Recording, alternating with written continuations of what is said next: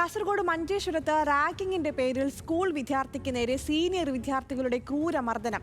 Paivalike government higher secondary സ്കൂളിലെ 9ാം class വിദ്യാർത്ഥിയാണ് 10ാം ക്ലാസ്സിൽ ഒരു കൂട്ടം വിദ്യാർത്ഥികൾ ചേർന്ന് തല്ലിച്ചതച്ചത്. കഴുത്തിലും നെഞ്ചിലും ഗുരുതരമായി പരിക്കേറ്റ വിദ്യാർത്ഥിയെ മംഗൽപാടി താലൂക്ക് ആശുപത്രിയിൽ പ്രവേശിപ്പിച്ചു. പൈവള്ളിക സ്വദേശിയായ ജലാലുദ്ദീന്റെ മകൻ മുഹമ്മദ് ജദീം എന്ന 14-കാരനാണ് മുതിർന്ന വിദ്യാർത്ഥികളുടെ ക്രൂരമർദ്ദനത്തിന് ഇരയായത്. വൈകുന്നേരം സ്കൂൾ വിട്ട് വീട്ടിലേക്ക് മടങ്ങുന്നതിനിടയിലാണ് 10ാം ക്ലാസ്സിലെ ഒരു കൂട്ടം വിദ്യാർത്ഥികൾ മുഹമ്മദ് ജദീമിനെ തടഞ്ഞു നിർത്തിയത്. ജൂനിയർ വിദ്യാർത്ഥിയാണെന്ന പേരിൽ റാഗ് ചെയ്യാൻ ശ്രമിച്ച പ്രതികൾ കുട്ടിയെ ക്രൂരമായി മർദ്ദിക്കുകയായിരുന്നു. കുട്ടിയുടെ കഴുത്തിനും നെഞ്ചിനും നേരെയാണ് മാരകമായി ഇടിയേറ്റത്. പരിക്കുകൾ ഗുരുതരമായതിനെ തുടർന്ന് കുട്ടിയെ മംഗൽപാടി താലൂക്ക് ആശുപത്രിയിലേക്ക് മാറ്റി.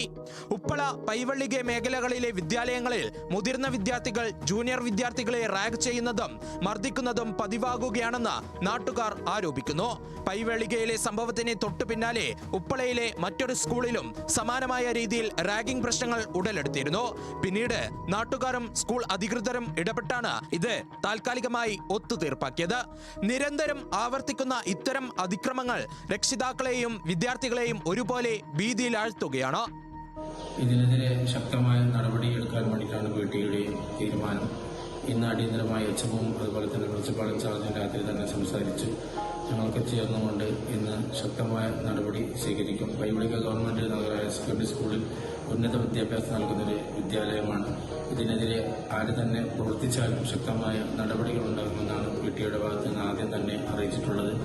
സ്കൂളുകളിലും പരിസരങ്ങളിലും റാഗിംഗ് തടയുന്നതിനും ലഹരി ഉപയോഗം നിയന്ത്രിക്കുന്നതിനുമായി പോലീസും സ്കൂൾ അധികൃതരും നിരവധി ബോധവൽക്കരണ പരിപാടികൾ നടത്തിവരുന്നതിനിടയിലാണ് ഇത്തരം അതിക്രമങ്ങൾ തുടർക്കഥയാകുന്നത്. പൈവള്ളികയിൽ വിദ്യാർത്ഥിക്ക് നേരെയുണ്ടായ അതിക്രൂരമായ മർദ്ദനത്തിൽ പോലീസിൽ ഔദ്യോഗികമായി പരാതി നൽകാനാണ് കുട്ടിയുടെ കുടുംബത്തിന്റെ തീരുമാനം.